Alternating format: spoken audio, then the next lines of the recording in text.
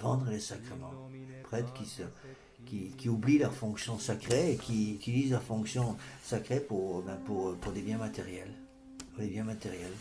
La simonie est sanctionnée par une peine d'excommunication très forte. Et il ne faut pas croire que la simonie a disparu. Hein.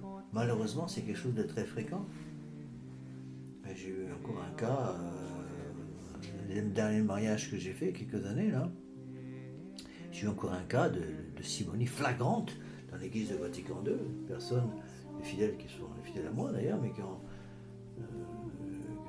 décidé de se marier pour des raisons familiales, ils avaient absolument besoin d'une église parce que l'épouse a été convertie au protestantisme, donc la famille protestante est venue au mariage, donc il ne voulait pas scandaliser la famille, donc je n'ai pas pu les marier moi-même parce que moi j'ai pas d'église, pas de grande église, j'ai qu'un tout petit oratoire, donc ils se sont mariés dans une église de Padiès, les 3 églises ici, une jolie petite église, c'est à côté de chez moi, l'église Sainte-Germaine. Et quand ils ont vu le curé, il n'y a pas eu de messe évidemment, parce qu'ils voulaient pas, mes fidèles ne voulaient pas la nouvelle messe, ils avaient raison.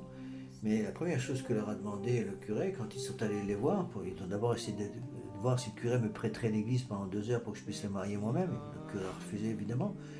Mais dès qu'ils ont demandé, écoutez, est-ce que vous pourriez nous marier vous-même? Et puis la première chose qu'a fait le curé, c'est de leur demander 120 euros.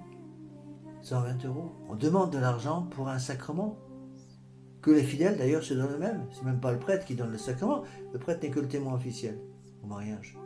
Première chose que fait le prêtre, c'est demander de l'argent, 120 euros. Et le jeune marié m'a dit, j'avais à peine quitté l'hôtel, j'ai pas encore quitté l'hôtel, j'allais prendre le bras de mon épouse pour sortir de l'église. Le curé était à côté de moi, me tapait sur l'épaule en disant, vous n'oubliez pas mon chèque?